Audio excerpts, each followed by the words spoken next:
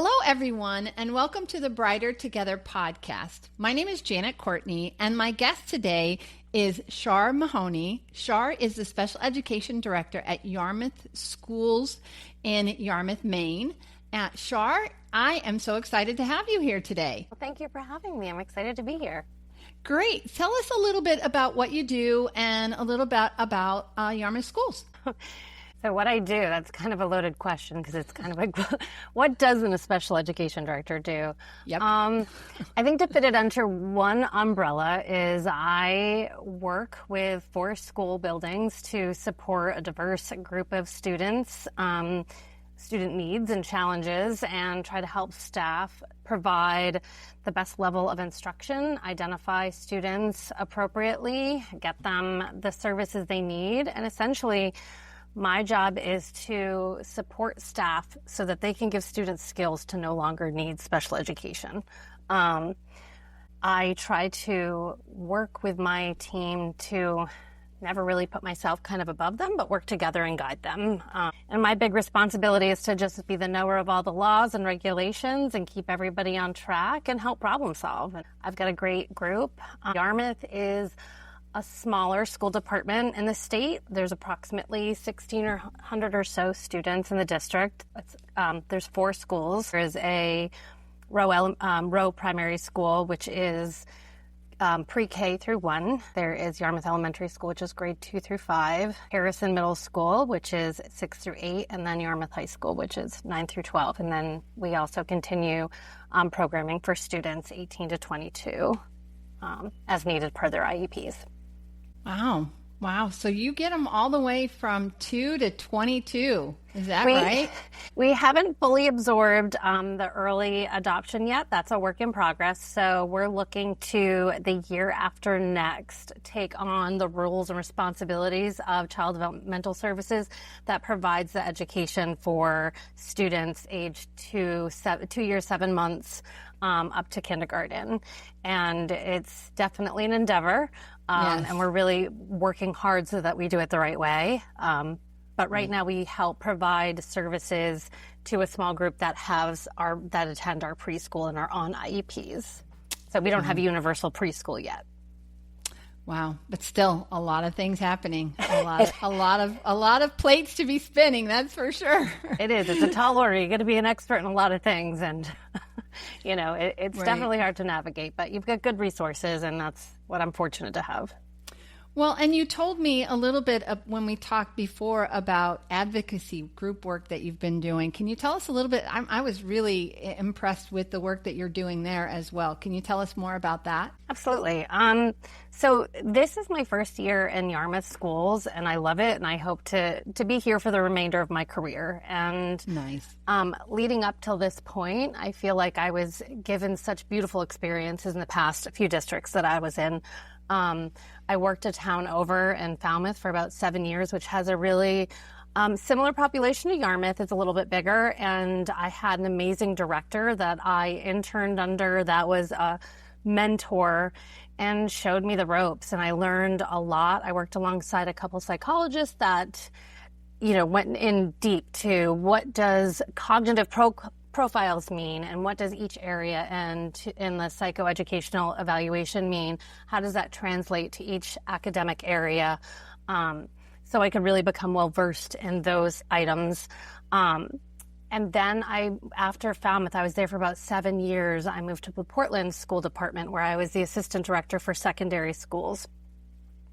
And in Portland, there's approximately 17 schools, but I oversaw 6 of the secondary schools. In Portland is the most diverse district north of Boston.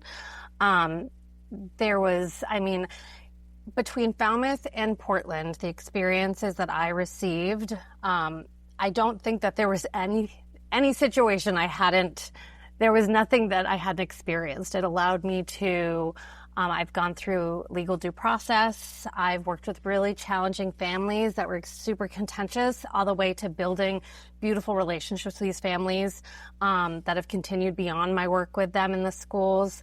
And through my personal experiences in the world of special ed, I myself was dyslexic growing up. didn't know it. Oh. You know, there were different Wow. tools then. That's tough, yeah. Yeah, and so school wasn't easy for me. And because of that, I think my high school teachers would probably be stunned to see the role that I'm in now. And that was primarily because I was not identified with my own learning disability until college, actually, excuse me, when I had an amazing professor that really was like, do you realize like this, you have this different learning style. I would freeze up on tests, and she spent a lot of time with me, and that's when I discovered that I had dyslexia. And then I dove into really the world of literacy, specifically as like kind of a side.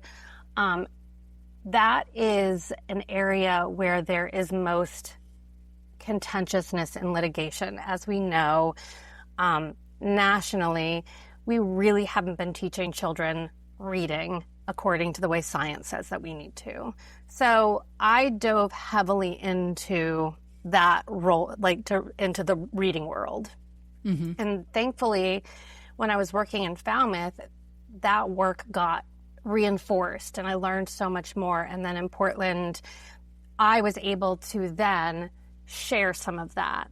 And through some of these experiences, I made connections with people where I was continually being brought into some of the, we call them challenging cases, but I hate to refer to them as that. So for lack of any better word, I'm just going to say challenging, because it's families who are advocating for their child to get what they need. And there was a lot of mistrust in schools. And there's not a lot of people who are trained deeply into literacy. So I would be brought into K through 12 literacy situations where I could help explain, like, yes, we can meet the needs of your child, and help explain what, their child's test results meant and how we could support that. And how I went about doing that was, if we didn't have the tools and resources within the school department, I found the person who could do that, and I had them come in and provided those through contracted services. Nice. In Yarmouth, I am stunned with how beautiful the instruction is in Yarmouth. There is somebody trained in evidence-based reading programs in every building. So we're really fortunate to have that. So through some of this work, people connected me to, whether it's friends I would help out. They're like, hey, can you read through my child's evaluation and help understand this? And the inner little geek in me comes out, and I love reading an evaluation and not knowing like this student, and then being able to talk to the parent and be like, okay, well, this score means this, and this is how they're going to learn. And so they're probably going to struggle with this. And this is going to be like, it doesn't look like low, but it's going to be frustrating because in comparison to their overall cognitive profile, this particular area is a weakness in comparison to themselves. And, these are the things they need, and they're doing well, and almost calm that fear of what their child is experiencing is real and can be frustrating, but it also can be remediated and supported in the schools. And just knowing the right language of how to get there. And, it's not something I've ever charged people for, and I get quite a bit of it on the side, and I love doing it. It's just something that brings me joy, is helping people help their kids, because I knew what it took to help my own child, and I saw the struggles she went through. And I was able to advocate for her to get her needs met, so that she could get the services she needs when she needed it, so that she could get back out and transfer those skills. I mean, she'll always have dyslexia, but she has the strategies and skills to be able to access her learning with her peers now.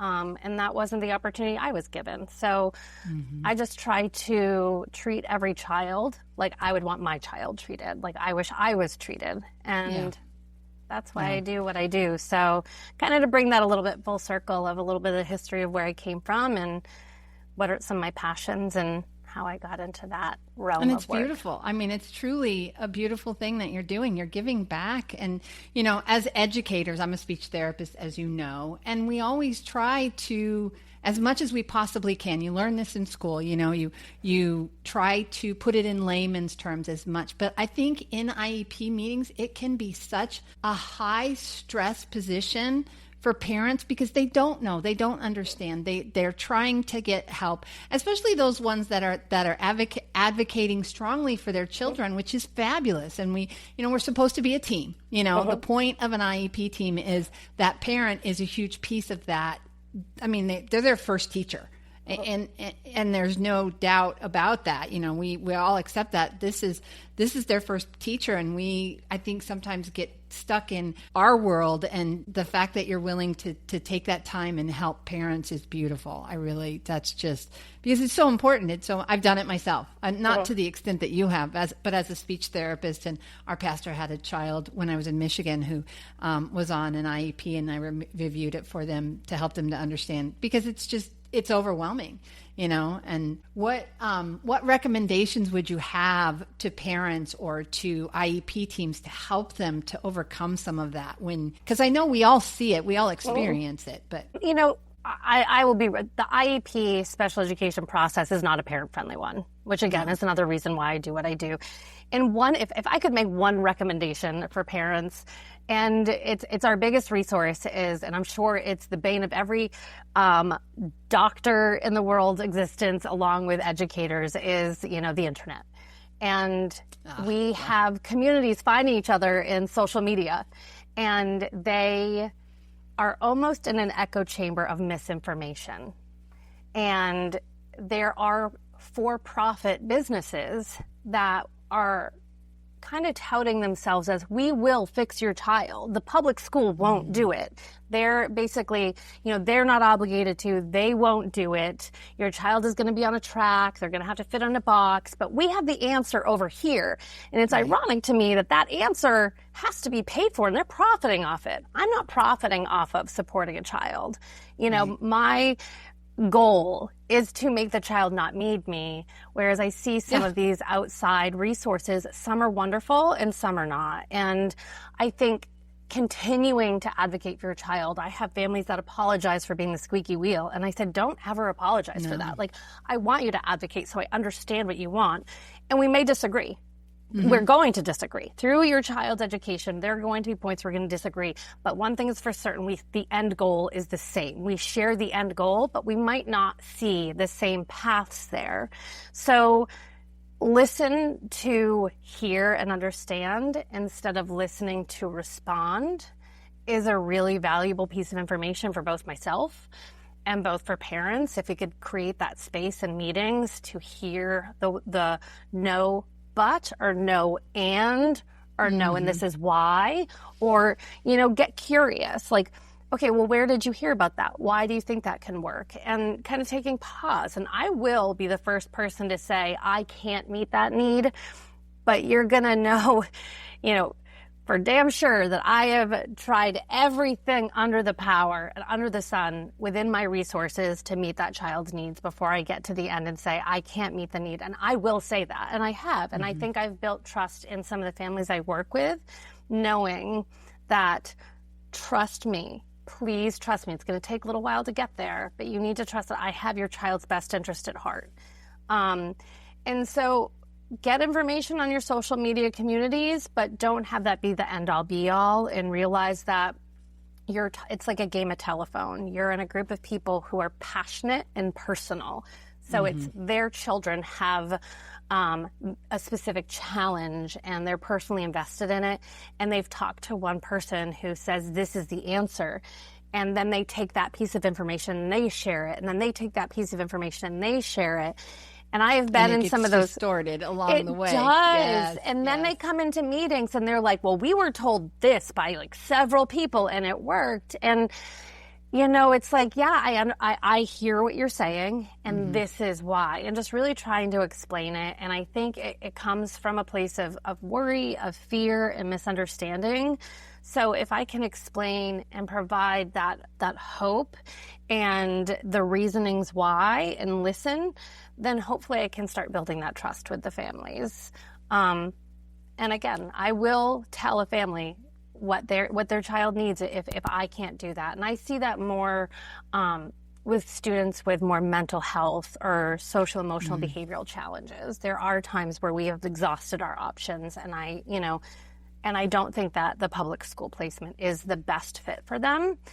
And those are rare situations. But again, the goal for those children are to go somewhere that can give that intensity of therapeutic programming to build skills so that they can come back and join their peers in their home school. So being with their peers in the school is the goal, and to give them everything that they need. So sometimes, there are those little outliers where we can't. And to be able to have that trust with a family when you're making those recommendations is huge. So I think that was my long answer to. No, I think that's beautiful. I think it's absolutely, and one thing, this is kind of the flip side of it. I'm going to ask you the flip side of it. So I've been, obviously I've been in many, many, many IEPs of mine. How do you handle the parent that doesn't want to let go of services when services are when the child's ready to be done? That is something that I have been in multiple meetings where we've kept children in speech therapy. Now I'm talking from my own experience, and I will never just say, absolutely no, we're done. But we try to dismiss children as well. And you have that parent that's just, I'm so afraid of letting go and letting my child end services. How do you handle those? That's a really great question, because we do find ourselves in those situations. And I think it's learning how to do it the wrong way and learning how to do that the right way. And the wrong way is saying, your child no longer qualifies. Boop, done. And then you're like, right. Oh my gosh, we're never going to get this again. And that's the big fear right there, is that if therapy stops or if services stops, they'll never qualify again, and I'll never get them again, because they've been told that as well. So what I try to do is I encourage my teachers, as they're doing their progress monitoring, if they have the idea in mind that potentially they're leading up to a child who is getting close to dismissal, to have that conversation at least a year prior to. So you can plant that seed and really share it as a celebration. And then we have that opportunity to explain, when the time comes, this is what it can mean. It can look a few different ways.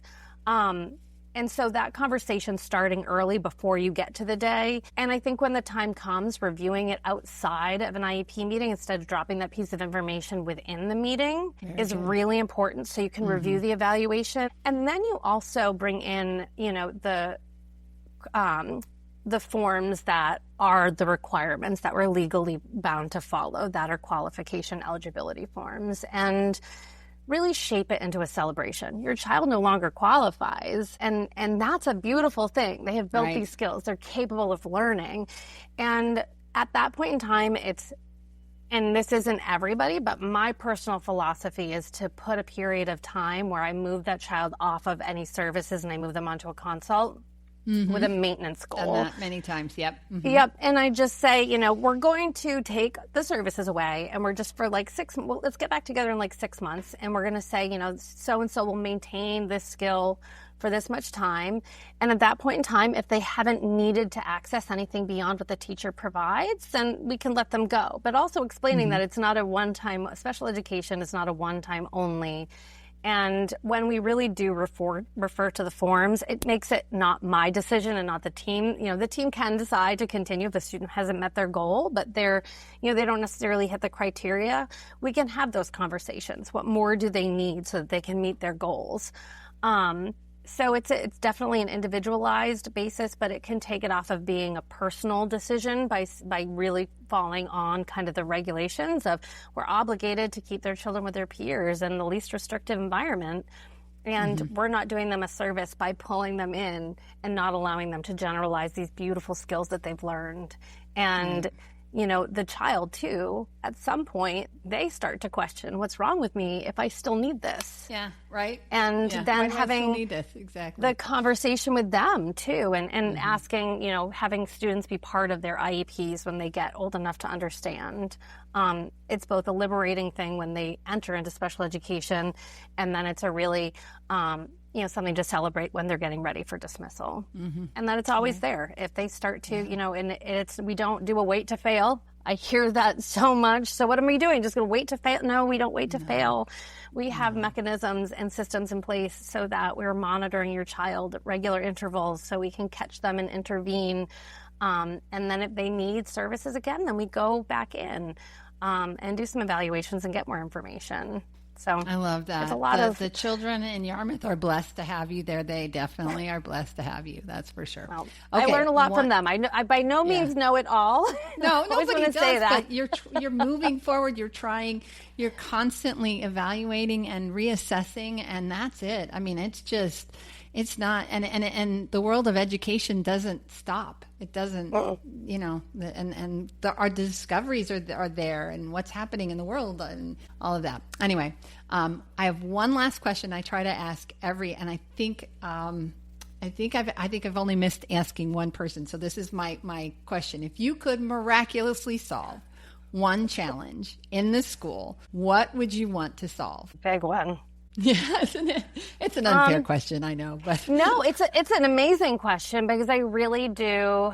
I think if I could say, I don't foresee it as so much of a problem, but if I could just encourage people to keep learning about things that they don't know and to keep being curious, then we're going to continue to grow as educators and systems if we aren't afraid of change. So if I could have people be willing to take risks and do something different, even if that different is maybe scary, welcome that child into your room that has maybe, this reputation of such and such. Work with that child who has a need that you haven't worked with before.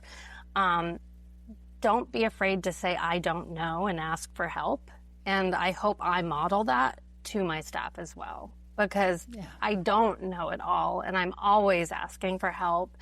And even if they're not always seeing it, it's, I have my resources, an amazing superintendent, an amazing director of teaching and learning, our legal team, colleagues in other districts, and the children. I learned so much from the kids. Yeah, sometimes they're smarter than we are, aren't they? They are. I mean, they are. They're savvy, and they keep you on your toes, and they make it so that, I always thought the line that, being a lifelong learner was this cliche that people just tossed out in interviews. And it's like, these kids require us to be lifelong learners because it is, it's a moving target. Mm-hmm. Mm-hmm. Well, Shar, thank you so much for your time. That was such a great conversation. Where should people go if they want to learn more about you or your school? The Yarmouth School Department website is a great place to go to learn about our school department. My contact information is there. I can share with you, if you want to put it up in the bio with the description with the podcast, my personal email address along with my professional email address. So, anything related to the Yarmouth schools. When I do advocacy work, I really try to separate because I don't want that to be given under the guise of this is the feelings and philosophies of the Yarmouth schools. It's me just helping friends, helping family. Maybe someday that could evolve to more, but I don't have any intentions leaving this wonderful district anytime soon. I see it as a place to grow and thrive. So I'd say anybody that wants to get more information about the school department to take a look at the webpage, and anything that I can do to help support or share more information about special education. I am always want to learn or share, and I could talk for hours, and I think anybody can say that. Right. All right. Well, great. Thank you again. Thank you once again so much. It's been an incredible conversation. Absolutely. Thank you so much, and thank you for having me on here.